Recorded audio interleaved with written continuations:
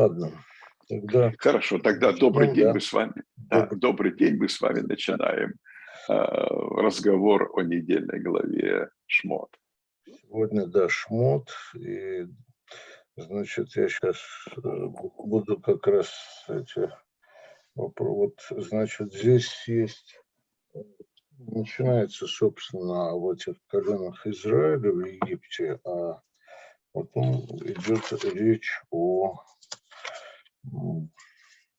Сейчас, извините, я начало открою, тут надо зачитывать. Это глава, которая всегда меня тоже, вот знаете, она, как сказать, вот она говорит о жизни, вот тяжелой жизни нас в Египте, да, Да, а с другой стороны она настолько вот ярко написана, вот она написана с каким-то вот таким позывом, так сказать, да, вот к избавлению, к не просто вот проливание слез, да, казалось бы, а вот в ней вот такое есть могучее такое чувство такой свободы, что ли, я не знаю, как это назвать, но вот или порыва к свободе, вот.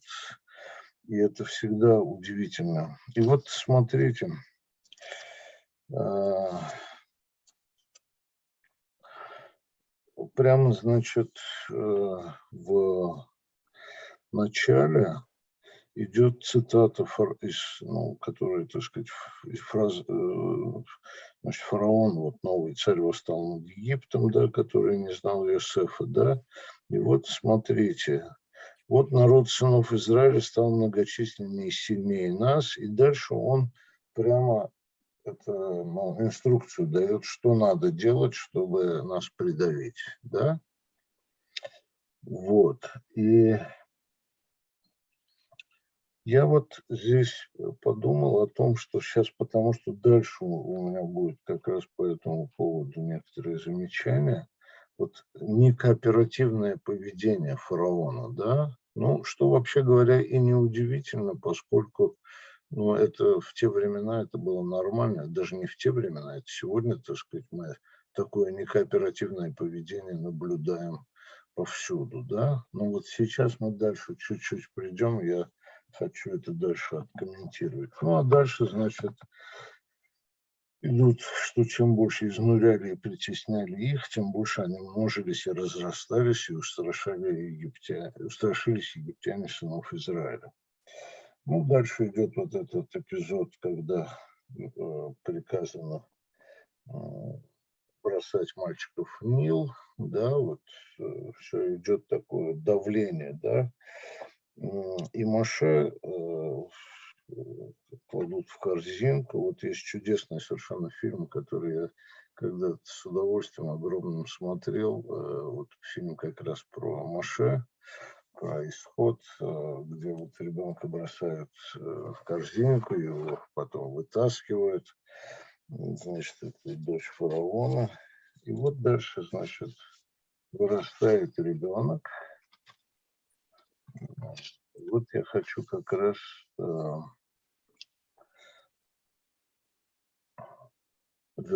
прийти к пасуку 2:11 и 2:13. Смотрите, вот впервые, возможно, э, идет текст как раз о кооперативном поведении. Смотрите, и вот он, когда увидел, что египтянин избивает еврея, это вот 2:11, он поразил, да, египтянина. А вышел на другой день, это вот пасук, значит, 2:13, видит два еврея ссорятся, и сказал он обидчику: зачем ты бьешь ближнего своего?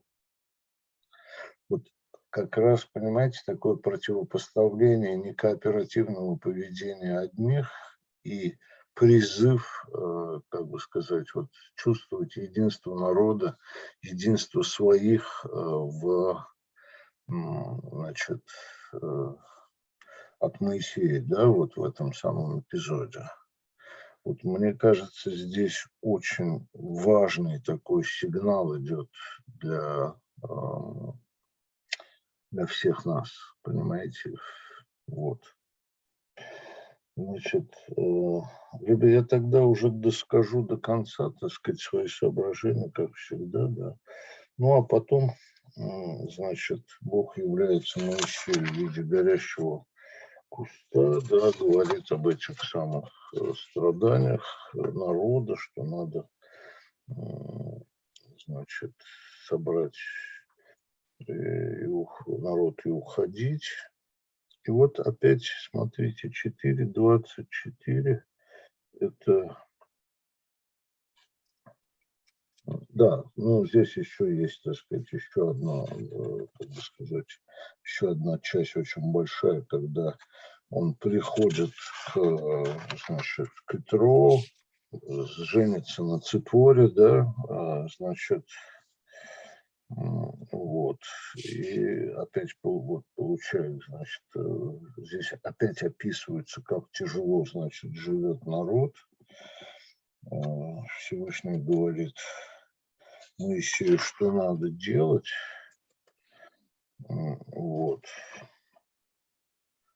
И вот он, значит, уходит из этого самого Медьяна, идет в эту самую, идет как раз, идет в Египет. И вот здесь есть один эпизод, который вот тоже вот я долго думал над ним. Смотрите.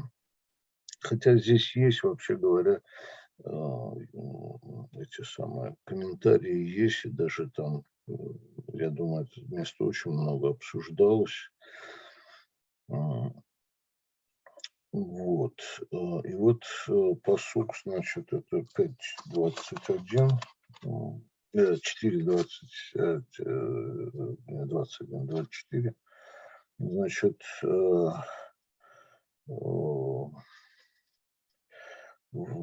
по дороге в месте ночлега встретил его Господь, желая убить его. Тогда Ципора взяла кремень, обрезала крайнюю плоть сына своего и прикоснулась ею к его ногам, сказав: «Ты мне воистину жених крови».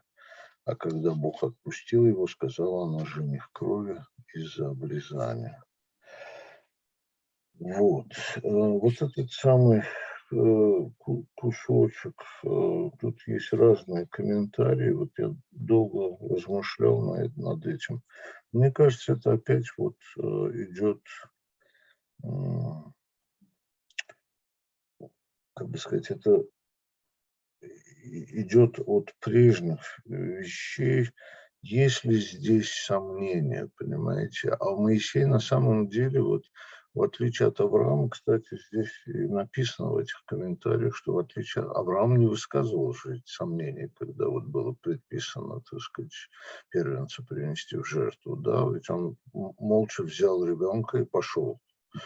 А здесь вот Моисей все время же какие-то вот сомнения высказывает, а послушают ли меня, язык у меня не очень, там говорить не очень могу. И вот мне кажется, что этот кусочек как раз вот именно по, вот опять, это проверка, что ли, да, для вот Моисея, готов ли он, да. Ну вот, а дальше, значит, идет вот этот самый эпизод, когда Аарон приходит, встречает Моисея, они идут к этому самому фараону, да, и тот, совершенно взбесившийся, говорит: вот пусть работают, солому не давать, и, значит, а кирпичей, чтобы они, чтобы сами и солому собирали, и кирпичей, чтобы производили ровно столько же, сколько, так сказать, раньше. То есть увеличивается, да, вот нагрузка на людей. И вот здесь, смотрите, есть вот этот пасук 6:19. Нет, конечно, 5:19, я прошу прощения, да. Когда распорядители из числа израильтян поняли, что попали в беду из-за приказа, вот, и дальше вот идет, что вот сказали они Моисею и Аарону: пусть Господь посмотрит на вас и отсудит вас за то, что вы сделали нас отвратительными в глазах фараона и в глазах его слуг. Видите? И тогда вот Моисей приходит к Всевышнему и говорит, что за что же так. Ну и Моисей говорит, что я сделаю фараону так, что он отпустит вас, позволит вам уйти. Ну вот, собственно, да, вся глава. О, Господи, вот у меня тут, да, с дрелью опять сосед работает. Да. Давайте я буду выключать звук, Рэбби, когда вы будете говорить, чтобы это вот как бы Хорошо. Да.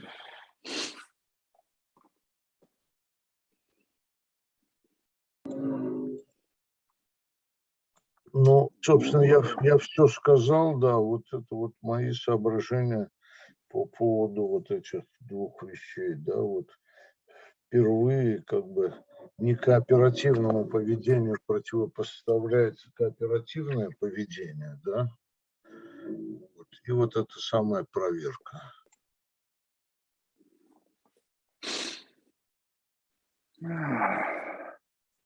Тут трудно говорить о фараоне как о некооперативном поведении, потому что для него мы чужие, мы другие, и поэтому, с одной стороны, он может относиться к нам как к гражданам, ну, условно, так сказать, то, что называется постоянное место жительства.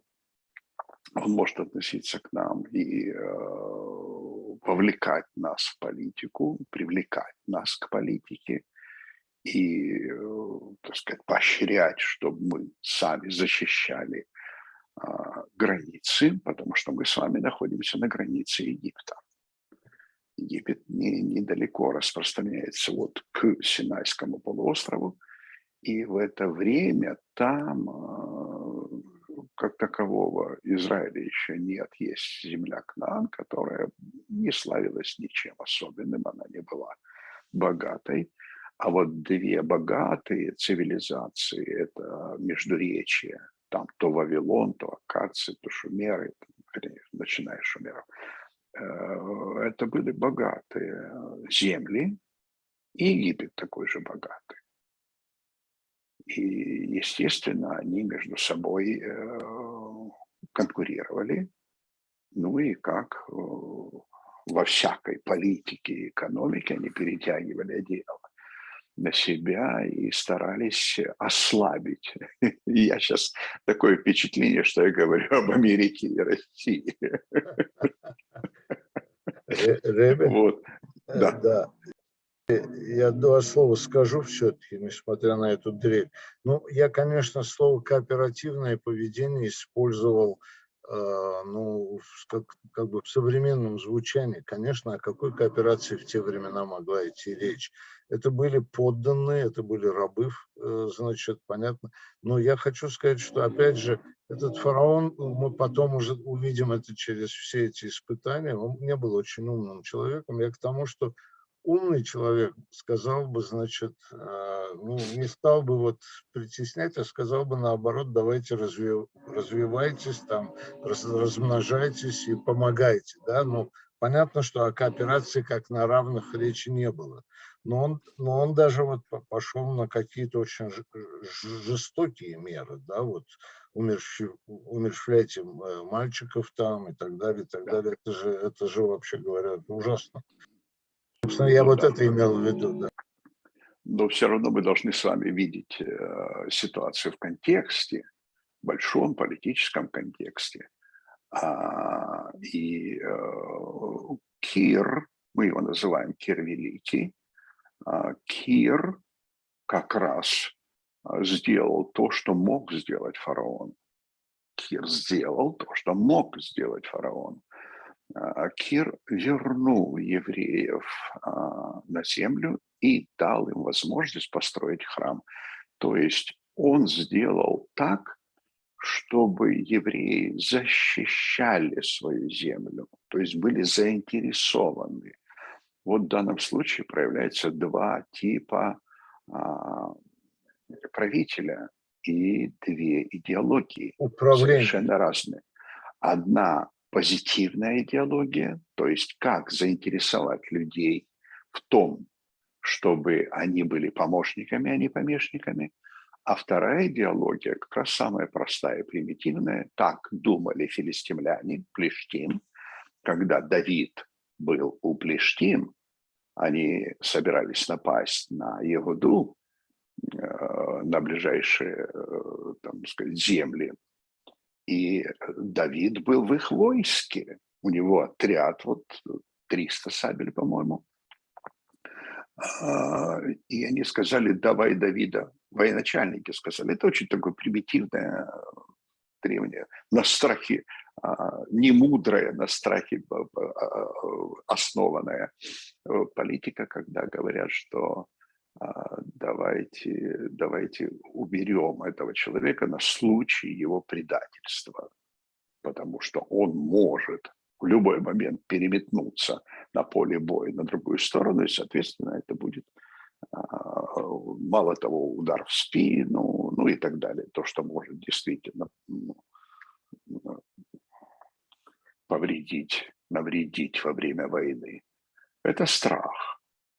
И вот вместо того, чтобы заинтересовать, в данном случае, в нашем случае, заинтересовать огромный народ, 600 тысяч, это целое войско, больше, чем, ну, даже мы с вами часто говорим о том, что крупная война в те времена – это 30-40 тысяч с каждой стороны, не больше, не больше.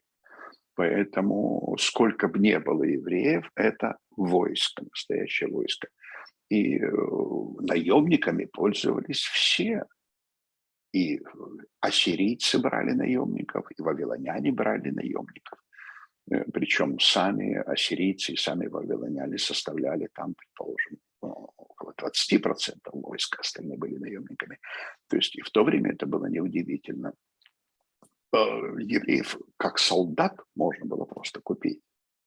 Но вот дело в том, что вся глава, если мы увидим, вот подметим мелкие детали, она построена на абсурдах. И первый абсурд: на границе своего государства ты воспитываешь своего врага. Это первый абсурд. Ты угнетаешь народ, который просто в отместку потом тебе примет чужую сторону. Конечно, если те придут, то захочет, так сказать, Ну, поквитаться с тобой. ну, Да, в истории таких случаев много. В данном да, случае, понимаете, это, как бы сказать, я всегда это детям рассказывал, что вот это вот фараон был очень неумный человек, так сказать. Вот, собственно, вот да, оттуда это пошло, так сказать, да, вот. да, Это действительно неумность, вот, да. Извините, я, да. да. Причем она парадоксальная. Это очень похоже, прошу прощения, на Бубеля Майсы, когда хочется плохого человека выставить в совершенно дурацком свете. И вот он выставляется в дурацком свете, это правда. Потому что, например, представьте себе, фараон вот чуть позже, когда расплодились еврейский народ, появился, и он стал плодиться, уже размножаться, когда он приказывает, ну, скажем, переведем на современный язык, акушеркам убивать. Убивать можно предложить солдату, это его природа. Он создан для убивания, поэтому солдата представить к родовым камням, это специальное возвышение для родовспоможения, представить родовым камням, увидел мальчика, убил мальчика. Нет, он приказывает женщинам, во-первых, женщины сами созданы для рождения, для жизни, дать жизнь. Второе – это профессиональные акушерки. Это повитухи, которые принимают жизнь, и ради этого это и есть их работа. И вдруг их парадоксальным образом заставить убивать. Это абсурд. Он выставляется вот как хуже, чем Ахашвирош, хуже, чем Ахашвирош со своей легкомысленностью, он здесь выставляется именно как абсурдно глупый политик. И, соответственно, он потом наказан и вплоть до смерти. Отсюда мы можем, если он убит в конце, мы с вами так часто делаем, смотрим, заглядываем в конец, и если фараон убит, значит, он негодяй, и все, что мы о нем читаем, и подтверждать должно, и комментарии, соответственно, будут подтверждать. Ну и сам текст, в данном случае сам текст очень, очень красноречивый. Воспитывать, как я уже говорил, врагов на крайней восточной границе – это абсурд полный, вместо того, чтобы укреплять. Ну, Да. извините, я просто здесь скажу, что вот у меня, как бы сказать, когда я читал, у меня это, и когда читаю, у меня это не вызывает такой вот некоторой, так сказать, ненатуральности. Это на самом деле, это вот у него есть вот эти рабы, которые размножаются, так сказать, и он хочет их приостановить, при этом приостановить вот их рост, как бы чего не вышло, но при этом вот вместо того, что вот то, что я сказал, я говорю, условно кооперативность с нынешнего лексикона заимствована, но вместо того, чтобы обратиться к ним более, так сказать, мягко, там, как бы сказать, ну, приручить, что ли, вот, понимаете, вот. Вместо этого он вот издает один идиотский указ за другим, так сказать. Ну, вот. Ну, это, кстати, извините меня, в истории таких примеров не из числа, так сказать. Людям иногда вот стратегического видения не хватает. И вот здесь в данном случае вот у меня не вызывает этот раздел, ну, вся эта глава и следующие вот ощущение ненатуральности, так сказать. Ощущение как раз такое, что он был очень неумный человек, просто вот и все. Мало того, Сарна – это современный а, наш комментатор. Сарна говорит о том, что он а, а, почему Сарна пришел к такому выводу, я вам не скажу. По-моему, это немножко как раз не очень естественный комментарий. Он говорит, что тот хотел построить столицу, и очень часто наши комментаторы будут говорить о том, что города-хранилища, хранилища сокровищ. Ну, опять-таки, давайте геополитику посмотрим. Какой смысл ставить столицу в дельте реки? Там камыши и заливаемые Да. время от времени острова. То есть либо надо, как Петербург, построить на сваях, либо столица должна быть в данном случае на левом берегу Нила, потому что Нил течет на север, значит, у него высокий левый берег, а не правый. И поэтому, значит, вот там, где естественные укрепления и естественная возвышенность и сухость. Ну вот Сарна говорит о том, что вот города-хранилища – это сокровища. Ну, опять-таки, ну, представьте себе сокровища на границе, из-за которой нет-нет, да и да, приходят вавилоняне. Ну вот я бы наоборот в середину страны, куда-то ближе к Эфиопии их спрятал. Да, Но убрал бы, Эфиопия, да. да, Эфиопия тоже там воевала, поэтому где-то в середине страны, там, где, собственно говоря, Фивы были, там, где все столицы Египта, они так и были в среднем течении Нила. Что же могло быть? Вот почему-то говорят хранилище, от слова хранить, там говорится города-хранилища, Рамзес и Питом. Что же можно было на границе так действительно хранить, как мы можем предположить? Если я хожу на войну, и Египет все время ходил на войну, наверх туда, на север и на восток Вавилонию, мне нужен фураж для моих коней, мне нужна еда для моих солдат, мне нужно я иду еще пол Египта, я готовлю войска, потом я вышел вот на территорию Кнаана, иду, и сзади мне очень легко из Гошина как раз поставлять провиант, потому что когда я доберусь туда, между речи, когда я перейду Тигр, там я провиант найду. Я не найду его здесь, в Кнаане. Поэтому, скорее всего, это, конечно, города-хранилища зерновые были. Причем зерно-то, в общем-то, должно было быть бросовое. Пшеница, то, что из чего делают хлеб, скорее всего, хранилось ближе к столице, потому что надо было кормить элиту. А вот солдаты, ну, как всегда, ячмень, перловая каша, как всегда, там рожь какая-нибудь, полба, такая полудикий вид пшеницы. Вот, наверное, там можно было хранить в этих городах. Мало того, действительно, мы можем предположить о том, что требовалось укрепление восточной границы. И поэтому города, которые там строились, они должны быть форпостами, они должны быть фортами для защиты от восточных нападений. Наши современные, особенно историки, естественно, подчеркивают о том, что мы говорим о периоде, который последовал сразу за нашествием гиксосов.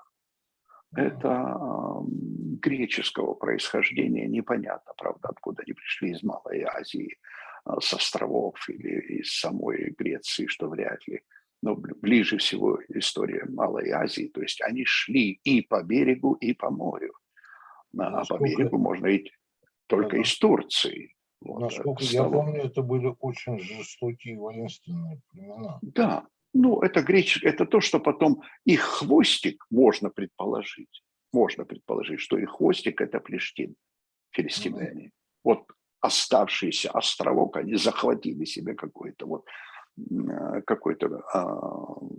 участок территории Кнаана, и вот там остались. Может быть, мы можем только предполагать, потому что документов в то время, 1400 лет назад, не было. Но в некоторых документах пишется о том, что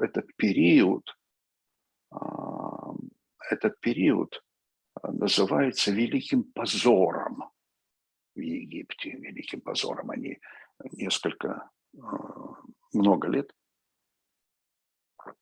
были под правлением не египтян, то есть вот пришедших людей. И когда они выдавили гиксосов, вот в этот момент, ну, скажем так, начинается такая немножечко истерическая свобода. Истерическая свобода. Во-первых, очень не хочется, чтобы это повторилось. Поэтому подозрительность, в данном случае к евреям, подозрительность ко всем, кто не является коренным жителем Египта, сейчас мы называем это ксенофобией.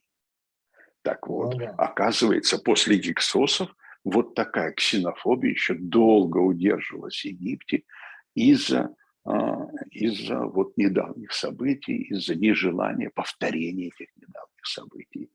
Мало того, поскольку они пришли с северо-востока, значит, вот северо-восток нужно было их охранять. Вот для чего могли понадобиться Питом и Рамзес. Это не были, строго говоря, это не были форты, это не были укрепленные города военного толка, но это были города, которые, то, что называется, обеспечивают крепкий тыл для пограничников, крепкий тыл для пограничников.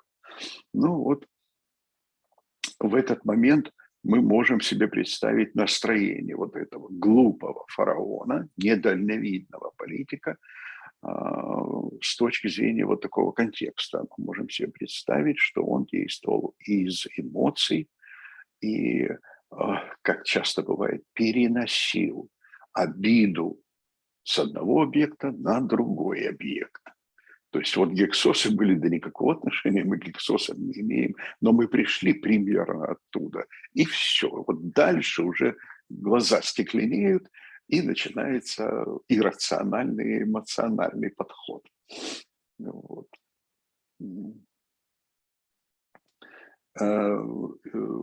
И тем более в это время в Египте, после Гиксосов, в Египте начинается вообще просто интенсивное строительство. Очень интенсивное строительство. Мы с вами знаем похожий период, например, царствования Шломо. Вы помните, как он обложил налогами? Это вынужденная мера, если царь-строитель, в данном случае, наверное, Рамзес, я не знаю, точно мы не можем говорить, какой там в это время в Египте был правитель. И когда появляется царь-строитель, который хочет и укрепить границы, и отстроить новые храмы, и отстроить новые города. Это есть такие люди. У нас это был Шломо, у нас это был Гурду на рубеже Эр, который строил очень много городов. И в этот момент такой фанатично направленный на строительство царь облагает налогами все население. Мало того, перед этим мы знаем, что Йосеф поработил все египетское население за те годы, пока он продавал зерно. Все население Египта стало зависимым, тем более пришлые. И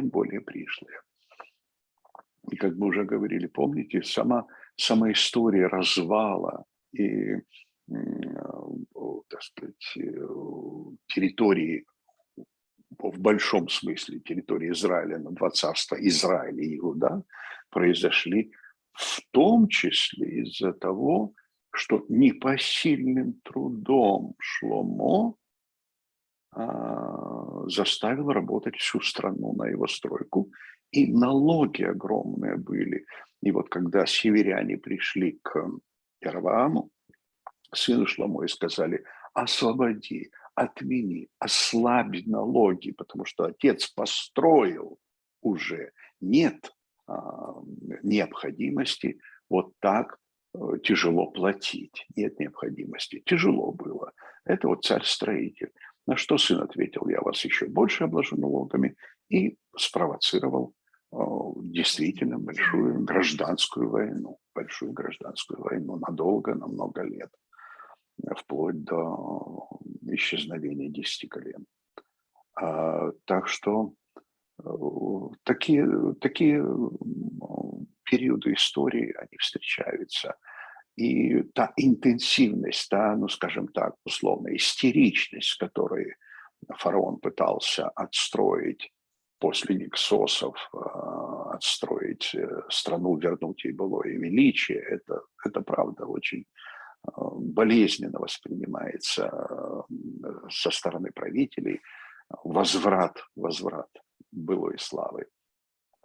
И, конечно, в этот момент случается и жестокость, и несправедливость, и вот перекосы, как мы раньше называли при советской власти, перекосы в политике. И в данном случае вот в жестокость. Вот в отчаянную жестокость. Огромные налоги, огромные трудовые повинности. И они свалились на нас. Потому что мы были самой уязвимой частью. Мы были пришлыми, мы были пришельцами, и поэтому свалились на нас.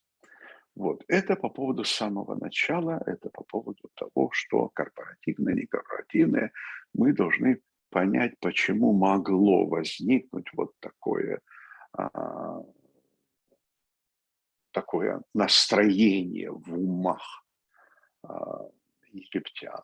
И вот как разнится, как разительно отличается поведение Кира, который хотел того же самого. Он хотел процветания Персии, и он хотел укрепления границ Персии, и он заинтересовывал людей, чтобы они защищали свои территории, расставлял их так, чтобы территории были милые, чтобы они были приятные, чтобы их хотелось защищать, чтобы они чувствовали, что это их территория в том числе, хотя они сатрапы. Это маленькая провинция на юго-западе Персии. Так что в этот момент мы понимаем, почему это могло происходить. Удивительно еще другой комментарий. Нахманид. Нахманид – это примерно 13-14 век. Испания. Он говорит такую фразу, то есть как фараон мог притеснить. Ну вот представьте себе, что 200 лет живет народ, какой-нибудь, 200 лет живет на этой территории, уже слился, он говорит, естественно, по-египетски. Он является вот частью египетского народа, его неотъемлемой частью. За 200 лет любой народ в некотором смысле ассимилирует. И в языковом, и в культурном плане. И наши комментаторы об этом говорят, что мы упали на 49 ступеней нечистоты. Почему? Да именно потому, что мы находились под влиянием. И вдруг вот фараон, один человек, посылает там солдат и говорит, вот эти будут работать, а эти не будут работать. То есть египтяне не работают, они надсмотрщиками, там максимум становятся. А вот эти будут работать вот в поте лица с утра до вечера. И было бы странно, потому что другие люди побоялись бы, а вдруг и за нами также придут. Вот как боялись во времена там Сталина. А вдруг и за нами также придут ни с того, ни с сего. Вот. Поэтому Нахманид, он размышляет, вот, пытаясь понять, как можно было это сделать. И он говорит, фараон разрешил египтянам порабощать евреев. Как можно поработить человека? Это понятно, это его размышления. Это 13-14 век Испании, Жерона. Это его размышления. Но ведь посмотрите, он свое мировидение, свой век, он переносит то, как там происходило при нем, он переносит на почву историческую 2000-летней давности. И он говорит, фараон разрешил египтянам отнимать, он знает, о чем он говорит. Он сам бежал. Нахманид бежал от преследования царя, вернее, тогда это князь, не царь был, я не знаю их, Гранда, в общем, отнимать собственность. То есть, когда у человека отняли собственность, он вынужден наниматься. И вот он разрешил египтянам отнимать собственность. А когда отняли собственность, разрешил порабощать и работать на себя. Ключевое слово для Маймонида – это работать на себя. Это был политический проект.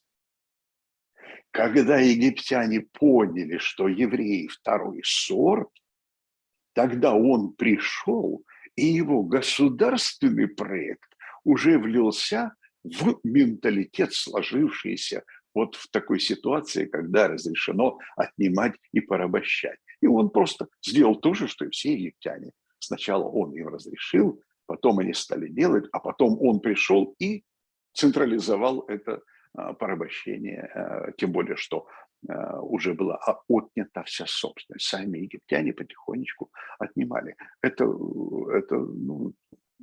очень близко к погромам, потому что как отнять собственность? По-бандитски. Да, по-бандитски. И вот заставлять работать на себя. На себя. И вот сам пережив такую ситуацию, сам, видимо, он врач, сам, видимо, вот, работая за копейки, он вынужден был бежать из Жероны и потихонечку добрался до Эрец-Исраэль. И там несколько лет прожил. Ну, интересный, просто интересный сам комментарий, и это оживляет текст, мы можем теперь понять, как удался этот проект. Как удался. Это же огромные массы народа. Это же нужно внушить. Массам народа нужно внушить, что вот это то, что он делает, правильно. Не только потому, что он Бог, условно в кавычках, но это было вот добровольным решением египетского общества, потому что вот такая политика. Мы должны этого бояться. Благодаря Нахманиду мы уже знаем, как такие вещи можно реализовать. Вот. Хорошо. Это по поводу того, что мог чувствовать недальновидный политик и что могло подтолкнуть его к подобным решениям. Дальше сомнения Моше. Сомнения Моше. Моше ведь откровенно просто дискутирует со Всевышним. Он говорит, я не могу. Вот ты меня заставляешь, я не могу. И очень многие комментаторы, в данном случае Абраманель, Луцата и Филон Александрийский, они говорят по-разному, правда, о Моше как о человеке, в общем-то, очень реалистичном. Например, Филон говорит, что как идет пастух, обыкновенный пастух, горит куст, да, чудо, снял обувь, подошел, слушает, разговаривает, и после этого потом разговаривает, и ему говорят, вот иди, и народ 600 тысяч, народ, выведи его. И Филон говорит, и Моше, как реалист, думает, слушай, а как я его буду кормить? А во что я буду его одевать?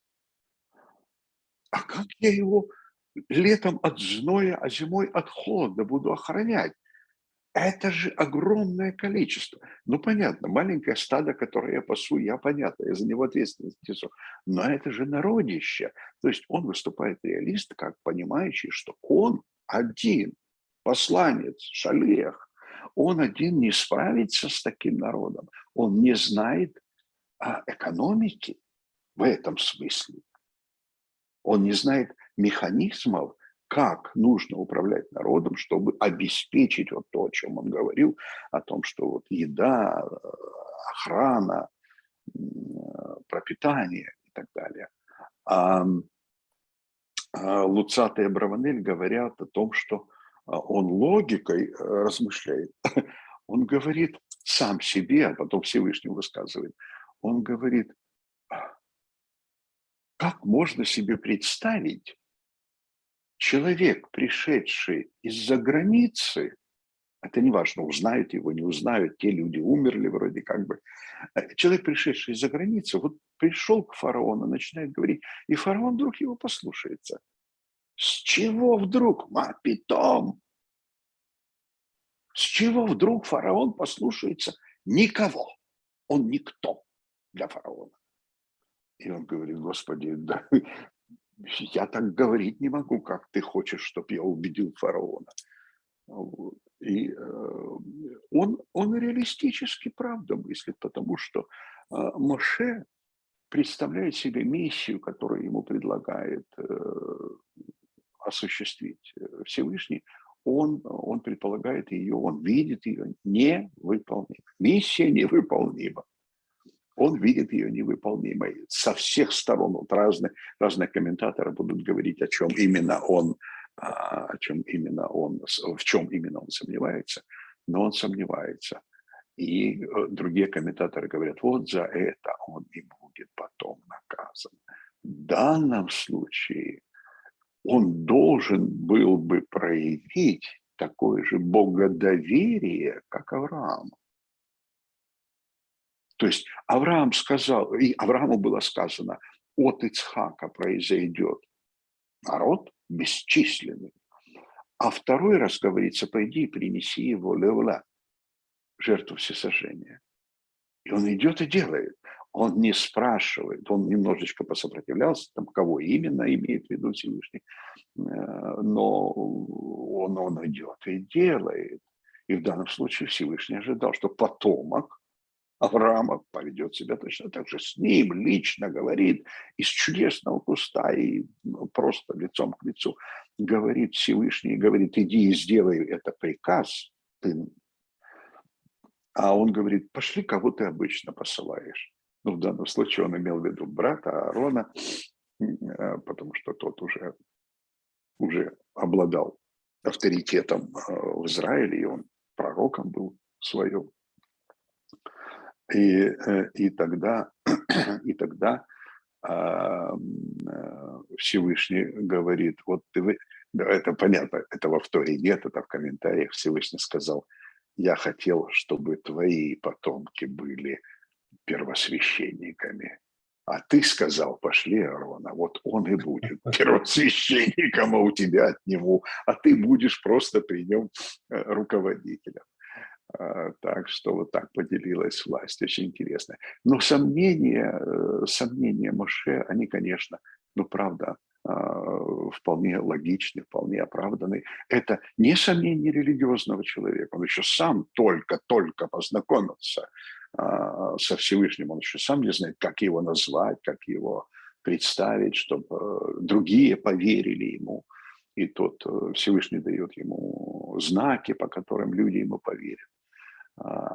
И говорит: вот в будущем я тебе разрешу воспользоваться вот такими чудесами, и ты фараона тоже убедишь, но уже другими чудесами, не теми, что я уже тебе показал. Ну, так что вот такого богодоверия, как у Авраама, не оказалось, и Моше был так сказать, и дважды наказан. Мало того, он не стал первосвященником, и его потомки не стали. А второе, он вообще не вошел в землю Ну, насчет наказание земли, водой. насчет земли, вы знаете мою точку зрения, что это тоже самое глубокое. Это в соответствующей главе мы придем к этому, но это для меня это тоже не было удивительно, и это не предыдущей жизнью в смысле, не этим объясняется. Это руководство, я тогда это использовал слово, партизанским отрядом, так сказать, и руководство оседлым народом, так сказать, это разные вещи. И он не мог...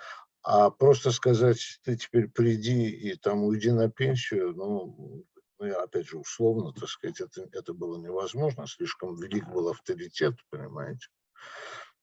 Значит, поэтому, опять же, вот здесь я как раз усматриваю, ну, да, мы можем говорить, что Моисей как бы вот пострадал, но вот это была причина, которую все поняли, понимаете, что вот он там был недоверчив по отношению к Всевышнему, поэтому был наказан. Но на самом деле причина была гораздо более глубокая, которую, понятное дело, что объяснять там это было невозможно, так Ну сказать. да, ну да, ну да. Мы воспринимаем как волю Бога, и вот Да, достаточно. да, и достаточно. Я И вот, немножечко пропущу, Ребе, потому что нас... Да, извините, а вот еще то, что я сказал, я не знаю, опять же, вот понимаете, не знаю комментарий на эту тему, но вот помните вот этот эпизод, когда он разнял двух дерущихся евреев и а, сказал, что вот как не стыдно, ну и так далее. Вот как раз как противопоставление вот в этой же главе вот такому, ну, опять же, это, я говорю, слово кооперативное, это современное слово, но вот э, объединяющее поведение как раз Моисея, который еще, это же было до того, как там был куст и так далее, и так далее. Это просто вот его а, понимание, так сказать, вот народа, понимание, как бы сказать, ценностей вот общих, да, вот. Вот на эту тему я не знаю, я не нашел так ни одного слова на эту тему, но опять же я читаю только очень ограниченное число источников, к сожалению. Там комментарии довольно странные. Значит, оба эти еврея изображаются как в негативном плане. Ну, это естественно, потому что они потом говорят гадости. в негативном плане, то есть они дерутся между собой, и оба являются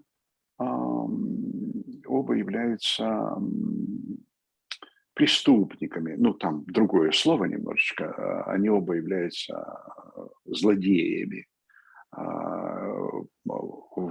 внутри еврейского народа. Эти злодеи есть, и мало того, Моше удивляется, как можно так сильно наказывать народ,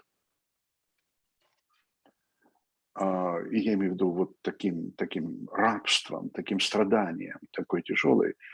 И когда он увидел этих двух дерущихся, он понял, что они достойны такого наказания, потому что там причина была мизерная, как всегда это бывает. Причина была незначительная, а они дрались по-настоящему.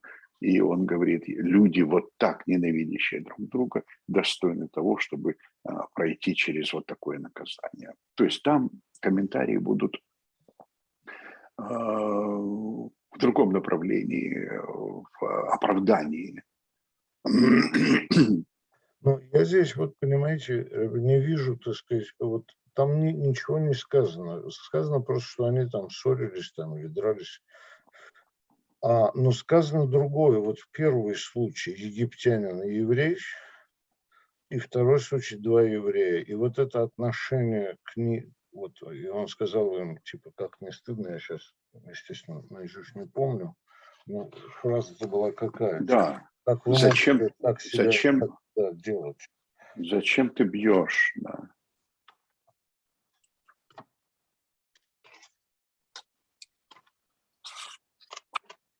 Вот.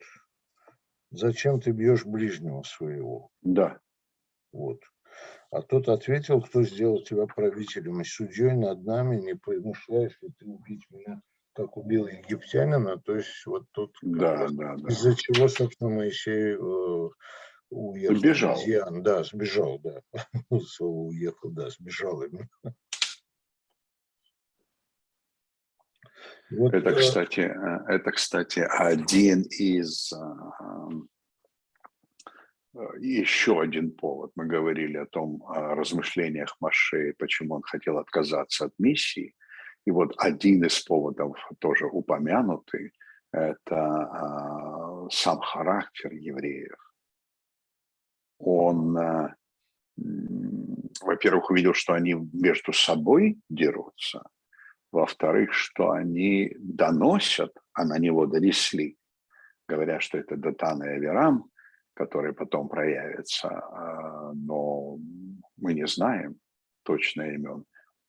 И третье – это никто не помог. Он же обернулся, помните, он говорит «ко-вако». Он обернулся по сторонам, и вот нет человека. И один из комментариев говорит, нет никого, кто мог бы вступиться за еврея перед египтянином. Перед тем, как убить египтянина, он обернулся по сторонам, и вот нет человека. Он увидел, что никто не пришел на помощь своему брату. И тогда он взял на себя эту миссию. И он очень был разочарован. Он разочарован. Хотя у него как раз есть то, что, чем мы ценимся. На самом деле мы ценимся этим качеством. Несмотря на нашу вот внутреннюю, так сказать, не вражду, скорее, недопонимание, распри, которые иногда бывают между нами, между евреями, мы не можем расстаться, мы видим себя как народ. Мы видим себя как народ. И вот он, будучи высокопоставленным египтянином, он видел себя как еврей. Он отождествлял себя с этими да, евреями. да, это вот очень Чувство важный момент. принадлежности, национальное чувство принадлежности или чувство национальной принадлежности – это одно из самых развитых в еврейском народе качеств. Это правда, что многие тоже так поступают, но особенно будучи в диаспоре. Вот Я здесь, когда-то упомянул, я когда читал князя Трубецкого, давно потерял даже эту статью, она была в каком-то литературном журнале в советском, в 70-е годы. Была статья о поведении русских за границей, Мгм. в Париже.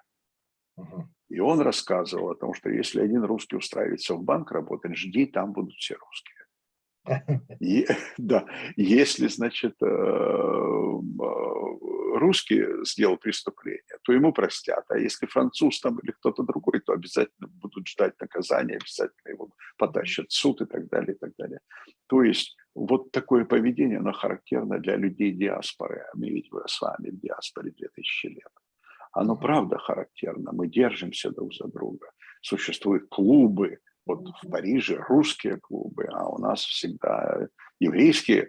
Это не клубы, конечно, это центры такие. Это либо синагога, либо культурный центр. Сейчас очень популярно в Америке и в Европе это есть. Так что у Моше это вот показано, принадлежность народу. Если раньше мы могли говорить о семейных узах Авраам, Ицхак, Яков, это семья, это кровное родство, то впервые пример национального сознания мы видим у Моше. Да, Конечно. вот я Вплоть как раз, до, да, вплоть до защиты даже через убийство, даже через и здесь, преступление. и здесь как раз вот я думаю, что выбор Всевышнего этим был и предопределен, что это было как раз вот человек, Может выросший во быть. дворце и так далее, тем не менее вот это национальное самосознание, национальную вот эту принадлежность не потерял. Да. Да.